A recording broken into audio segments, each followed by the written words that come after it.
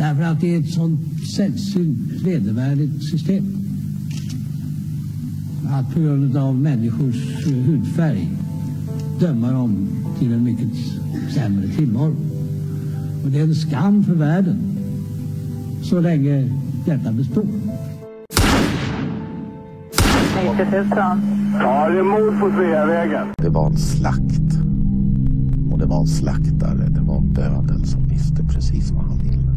Han blev inte skjuten som statsminister. Han blev skjuten som privatperson. Polisen säger att mordet av allt att döma var mycket noga planlagt. Och alla personer med walkie-talkies på varsin sida om Sveavägen som man hörde liksom. Jag trodde att man i mordutredningar alltid gjorde bandade förhör med de väsentliga personerna som har funnits på platsen och som är viktiga. Makalöst ointresse. Och det är klart att man försöker liksom suggerera sig fram till att få ihop bilderna om hon var säker på att det var dem, så vill man ju få det att överensstämma med sitt eget vittnesmål. När sanningen om det här kommer fram så kommer det svenska samhället att förändras i grunden. Sydafrika, vilket jag personligen tycker är ett ganska intressant uppslag med tanke på att det är en ganska konkret motivbild. Det pratas mycket om Sydafrika och det är flera personer som har tagit kontakt med oss och haft intressanta synpunkter på det här uppslaget. Fick Craig veta att Palme var nyckelpersonen i att ena sydafrikanska anti-apartheidrörelsen. Det var min tanke och det har jag trott allt sedan dess. I förra delen gick vi igenom ett mycket talande exempel på när en väldigt insatt person under så lång tid runt Palmemordet snitslar sig mellan de verkliga uppgifterna kring mordet och mörkläggningen. Gunnar Wall har under så lång tid redovisat precis vilka uppgifter han har tillgång till och vilka uppgifter han lyfter fram som intressanta. Det som avslöjar är att han slaviskt undviker alla de sista uppgifterna som syr ihop det verkliga händelseförloppet. Gunnar vägrar prata om Sydafrika, Craig Williamsons flygresa dagen efter mordet. Vägrar prata om att ett Säpo-anställt vittnesett yrkesmördaren Anthony White i Säpos lokaler kort efter mordet. Gunnar vägrar lyfta fram Boris Erssons uppgifter som han kom hem med från sina 2 resor i Sydafrika. Gunnar menar att Ingvar Carlsson troligen vet om vad som hände vid mordet, men kan ha ett stort motiv att dölja det för att det skulle utsätta Sverige för saker. Gunnar menar även att det skulle kunna ha med den topphemliga Stay Behind-organisationen att göra, med hänvisning till vittnesuppgifter från Klarabergsgatan, kort tid efter mordet. Gunnar undviker dock anmärkningsvärt att lyfta fram hur Palmeskenutredningen förvanskade i princip alla uppgifterna som vittnet lämnade, vilket resulterade i ett kompletterande meddelande där allt detta har lyfts fram. Gunnar undviker även anmärkningsvärt i sammanhanget andra vittnens uppgifter som också blivit förvanskade i samband med att de ointresserat antecknats.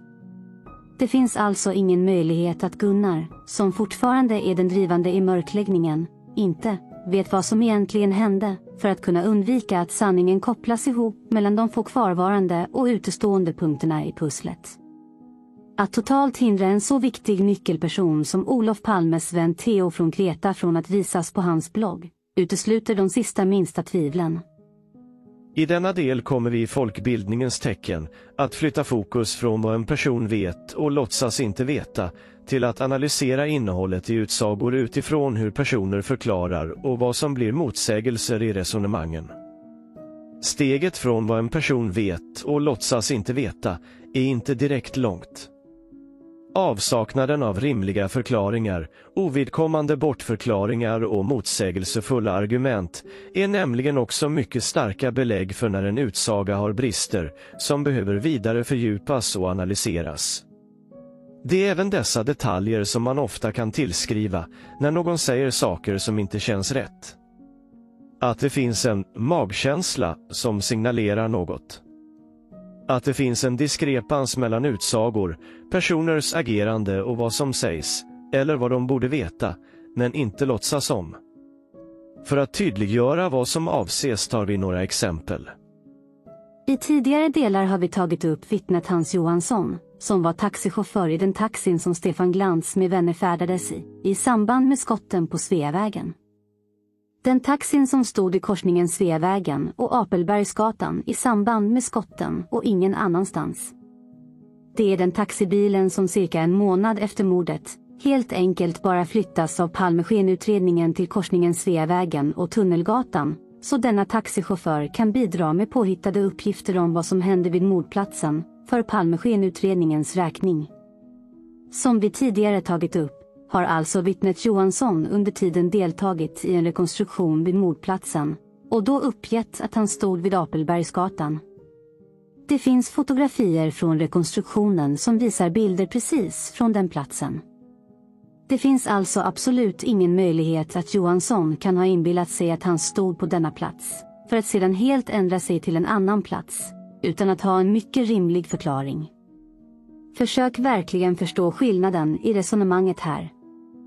Det kan finnas motiv med argument som gör att man ljuger om en sådan här sak. Man kan ha velat undvika vara nära mordplatsen. Man kan ha velat undvika att ha kört mot rött. Gjort en farlig U-sväng. Det kan finnas motiv som till och med är svåra att gissa sig till. Men den stora poängen här är när Johansson blir konfronterad med den här diskrepansen i uppgifterna och ställd mot väggen. Då har han ingen förklaring överhuvudtaget. Han uppger att han bara senare kom på att han haft fel tidigare. Den förklaringen blir absolut inte ens rimlig. Lägg där till att alla de nya uppgifterna han kommer med rörande skotten och de inblandade blir lika omöjliga i sammanhanget. Som exemplet med att han såg mördaren springa hela vägen upp för trapporna till åsen, trots att det var omöjligt på grund av barackerna som stod där. Något som han blir konfronterad med under en rättegång, men med samma typiska mönster kommer undan med. Han kan inte förklara det. Det räcker alltså med att följa utsagorna över tid för att förstå att saker inte stämmer. Följer de orimliga eller obefintliga förklaringarna sedan ett mönster, så blir det väldigt lätt att förstå att det finns en agenda eller bakomliggande motivbilder.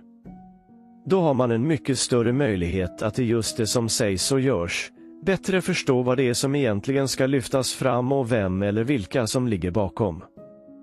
För att konkretisera det i detta fall ska vittnet Johansson styrka att han såg gärningsmannen springa hela vägen upp för trapporna, för att från Palmeskenutredningens håll fortsätta hamna in att gärningsmannen sprang upp för trapporna, trots att det var Engström som gjorde det och gärningsmannen tog vänster på Luntmakargatan bakom ryggen på vittnet Jeppsson. Kom ihåg! Vittnet Johansson stod i en helt annan korsning och hörde bara skotten. Han såg ingenting av det som hände vid mordplatsen. Nästa exempel för att verkligen förklara andra märkligheter i utsagor tas faktiskt från ett avsnitt som sprängdes in mellan avsnitten i 400-jubileumsprogrammen. Märkligt nog var det viktigare att poddens kontakt fick för fram något budskap mitt i en redan inspelad följetong av 400-programmen. Hur vet man det? Därför att de hade samma problem med ljudet under alla avsnitt.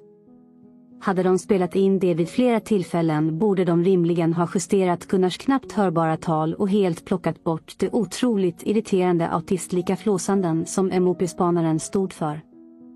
Hur som helst var det alltså viktigt att släppa fram en person som vi tidigare har nämnt. Nämligen den tidigare stadsradioproducenten Jon Jordås.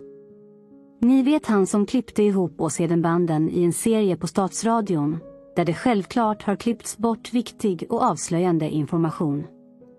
Varför har inte banden publicerats i sitt råa format, så alla kan slippa de vinklingar som Statsradion gärna vill trycka ner i halsen på folk? De om Holmér som person. Helt övertygad om att det finns mycket annat matnyttigt på de banden som kan analyseras. Så, vad är det då som är så viktigt i Jordås program som innebär att det avbryter ett 400-programs jubileum? Märk väl att det redan är uppgifter som kommer från en helt annan podd, nämligen Ödestimmen. Självklart inte så mycket nytt, utan allt fokus i detta avsnitt handlar denna gång om Skandiamannen. Överhuvudtaget är det inte så mycket frågor som ställs mer än att den obehaglige programledaren ska leda in samtalet i ett redan planerat flöde. Självklart skall personen Jordås, hans erfarenheter på Statsradion och så kallade journalistiska epitet och den andra podden säljas in. Lovorden och ryggdunkningarna gör ännu en gång att man är tvungen att bryta en stund för att gå och ta en renande dusch, för man känner sig så smutsig av att bara ha lyssnat på det. Detta tar i runda slängar 11 minuter in i programmet innan de faktiskt kommer till det som avsnittet ska handla om. Då lyfter alltså Jordås fram tidtabellen för tunnelbanan som något som skulle vara väldigt relevant när det gäller Engström. Samtidigt så backar han bandet och börjar om med att prata om de olika Engström-falangerna, för eller emot, och att det är tiderna när han loggade ut från jobbet som är det avgörande. Jordås nämner alltså tiderna som Engström uppgivit och som har skilt sig åt. Här förminskar sedan Jordås uppgifterna genom att säga att allt detta bara kommer från en person som uppgivit tiderna. Allt är förstås helt felaktigt. Det är en tid som lämnats justerad till Engström, som sedan Engström har flyttat fram vid 2 tillfällen. Jordås fortsätter alltså att förminska betydelsen av utstämplingstiden och kan bara kallt och väldigt mörkläggande konstatera att man aldrig riktigt kommer att komma fram till rätt tid.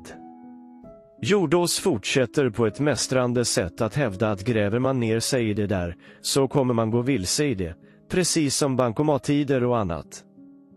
Allt detta är förstås totala lögner. Så under 3 minuter dissar Jordås helt de mest viktiga uppgifterna som verkligen förklarar mycket av det som har förklarar motiven till varför Engström själv bollar med tiderna så mycket. Som vi så många gånger redan tagit upp på kanalen så är det just i Engströms framflyttning av tider vid olika tillfällen som innebär att man förstår att Engström ville komma efter mordet till mordplatsen och inte redan befinna sig på Tunnelgatan när skotten föll bakom ryggen på honom.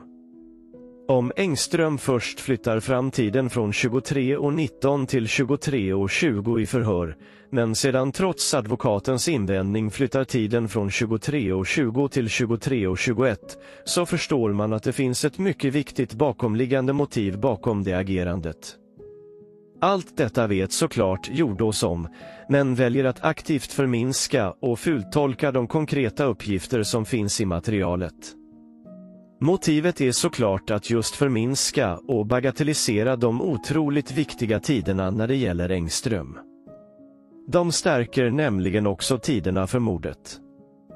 Så från 14 minuter och framåt i avsnittet är det alltså tidtabellerna på tunnelbanan och nattbussen som är det mest intressanta. Det blir uppradanden i försvunna och borttappade tabeller som ska låta så spännande, trots att det inte har något som helst med Engströms varande på mordkvällen att göra. Så alla argument för att det här faktiskt är intressant ska då hänvisas till den sjuka presskonferensen och de helt påhittade uppgifterna och argumenten som domstolsåklagaren fick sitta och dra.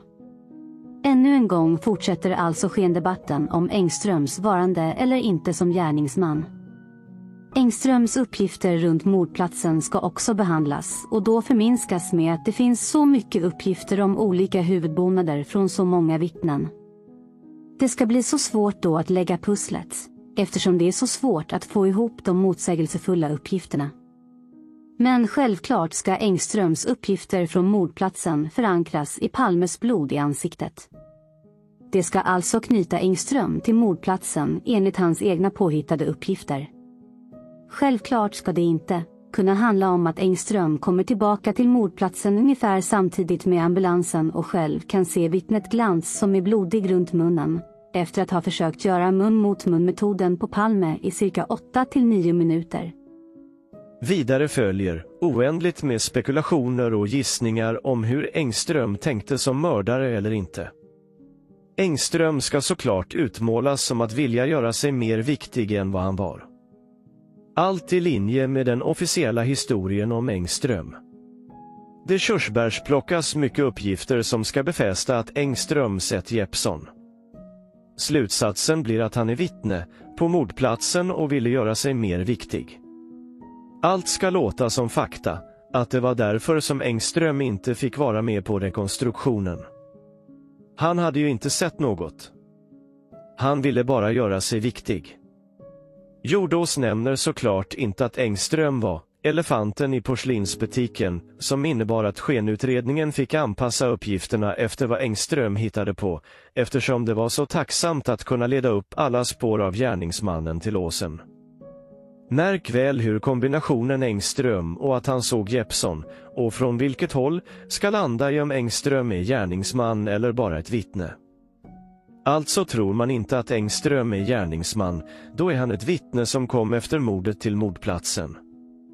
Aldrig ska de handla om att Engström kan ha varit ett flyende och förväxlat vittne som bara hör skotten bakom ryggen när han står inne på Tunnelgatan och är den enda av dessa som flyr upp för trapporna till låsen. Den obehagliga programledaren lyckas även lyfta fram Engströms artikel i Skydd och säkerhet, där Engström då ska peka på att det var Christer Pettersson eller en liknande person som skulle kunna vara gärningsman.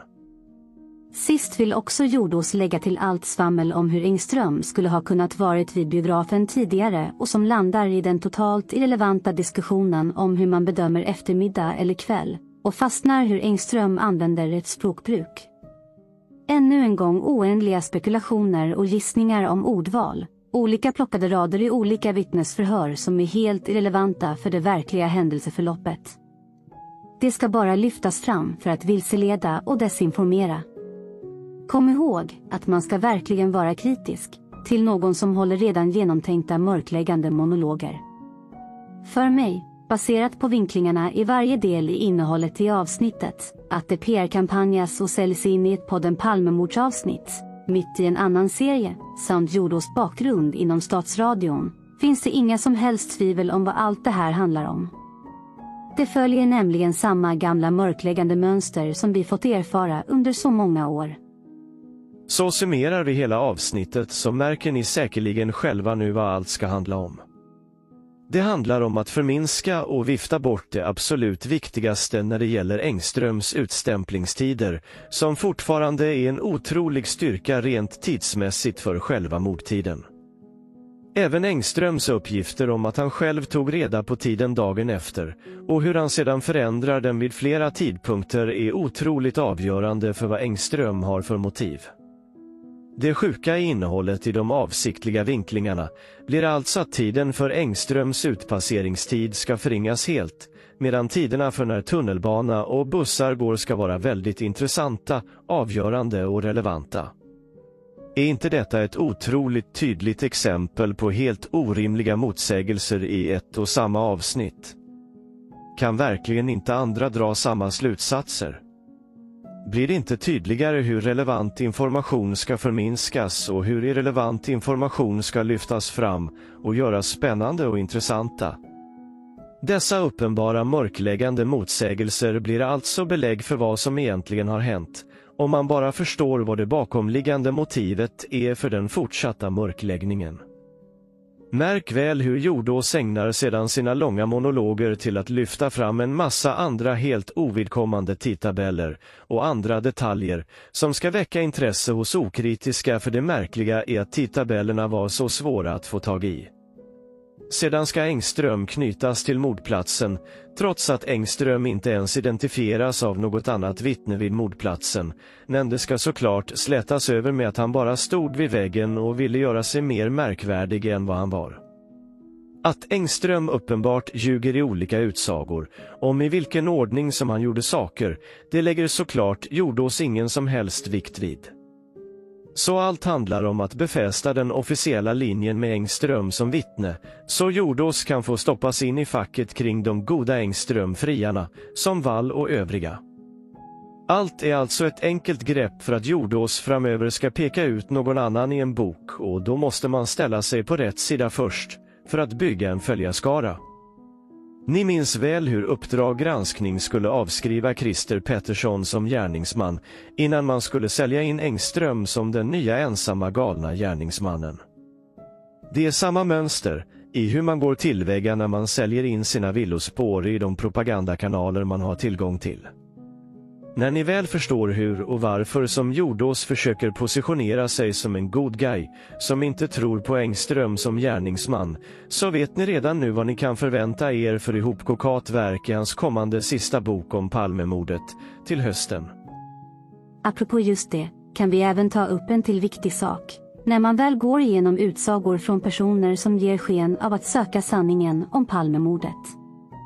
Det handlar i stora drag om att märka när en stor förändring hos en person sker, som inte blir rimlig.